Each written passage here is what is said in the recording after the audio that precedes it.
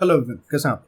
बात करते हैं सेटजेफ रूल के बारे में। मतलब सेटजेफ रूल ऑर्गेनिक केमिस्ट्री का एक कुछ रूल्स में से one of the most important rule है। ऑर्गेनिक केमिस्ट्री में हम अलग अलग रूल पढ़ते हैं, जैसे हम लोगों ने पढ़ा था मार्कोनिकॉफ और एंटी मार्कोनिकॉफ रूल, वैसे ही हमारे पास होता है सेटजेफ रूल। अब बेसिकली सेटजेफ रूल बात करता है अगर आपको किसी अल्केन में से डीहाइड्रोहेलोजिनेशन करना है। अब डीहाइड्रोहेलोजिनेशन का मतलब क्या होता है कि मेरे को एक हेलोजन और एक हाइड्रोजन को बाहर निकालना है। देखो मोस्टली देखा गया है कि अगर मेरे पास एक अल्काइल हैलाइड है, यानी कार्बन का एक कंपाउंड है जिसमें एक तरफ आपके पास हेलोजन का एटम लगा होगा, अगर यहाँ पे इस अल्काइल हैलाइड को, क्योंकि ये अल्काइल हैलाइड है, इसको अगर अल्कोहलिक क्यूएच के साथ ट्रीट किया जाता है तो ऐसा देखा जाता है कि जो हेलोजन एटम लगा हुआ है वो वहां से निकल जाएगा और वो अपने साथ एक हाइड्रोजन एटम को लेके जाएगा। अब जिस हाइड्रोजन एटम को वो लेके जाएगा वो एडजेसेंट कार्बन पर लगा हुआ हाइड्रोजन एटम होना चाहिए। तो जिस कार्बन के साथ क्लोरीन लगा है, यानी जो हेलोजन लगा है, उसको हम लोग अल्फा कार्बन कहते हैं, और जिसके साथ बगल वाला हाइड्रोजन लगा होगा उसको हम लोग बीटा कार्बन कहते हैं, यानी यहाँ पर आपके पास बीटा हाइड्रोजन होना चाहिए।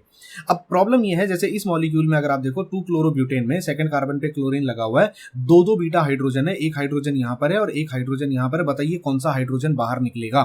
तो यहीं पे काम आता है सेटजेफ रूल। देखो अगर ये वाला हाइड्रोजन यहाँ से निकलेगा और अगर ये वाला क्लोरीन यहाँ से निकलेगा तो डबल बॉन्ड यहाँ पर बनेगा, तो मेरे पास ये वाला मॉलिक्यूल बनेगा, डबल बॉन्ड यहाँ पर आ गया, बाकी सब एज इट इज रहेगा, इसको ब्यूट 1 इन कहते हैं। और अगर मान लीजिए ये वाला हाइड्रोजन बाहर निकलेगा और ये वाला क्लोरीन यहाँ से बाहर निकलेगा तो डबल बॉन्ड यहाँ पर बनेगा, इस तरीके से डबल बॉन्ड यहाँ पर बन गया, इसको ब्यूट 2 इन कहते हैं। तो ऐसा देखा जाता है कि जो प्रिफर्ड चॉइस होगी यहाँ पर वो ये वाले हाइड्रोजन की होती है। ये वाला हाइड्रोजन बाहर निकलेगा और यहाँ से क्लोरीन बाहर निकलेगा, जिससे कि मुझे ब्यूट 2 इन मिलेगा 80%, यानी ये आपका मेजर प्रोडक्ट होगा और ये आपका माइनर प्रोडक्ट होगा। अब सवाल उठता है ऐसा क्यों होता है? इसके पीछे का रीजन है सेटजेफ रूल। सेटजेफ रूल कहता है हमेशा वो अल्कीन बनेगा जिसमें ज्यादा अल्काइल ग्रुप सब्स्टिट्यूटेड होंगे डबल बॉन्ड के across.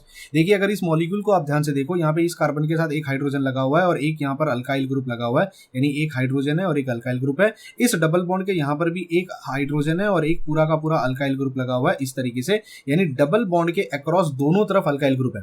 On the other hand अगर इस कार्बन को देखोगे, यहाँ पर इस कार्बन के साथ एक तरफ हाइड्रोजन दूसरी तरफ हाइड्रोजन, यानी यहाँ पर सिर्फ 2 ही हाइड्रोजन लगे हुए हैं। और इस डबल बॉन्ड के अक्रॉस देखोगे तो यहाँ एक हाइड्रोजन लगा है, जो एक हाइड्रोजन है, और ये पूरा एक अल्काइल ग्रुप है जो लगा हुआ है, तो एक ही अल्काइल ग्रुप है यहाँ पर। तो वो अल्कीन बनेगा जिसमें ज्यादा सब्स्टिट्यूशन होंगे अल्काइल ग्रुप के। यही रीजन होता है कि ये वाला हाइड्रोजन यहाँ से बाहर निकलेगा, क्योंकि इसके बाहर निकलने से डबल बॉन्ड बनेगा, ये हाइड्रोजन और ये अल्काइल ग्रुप रह जाएगा।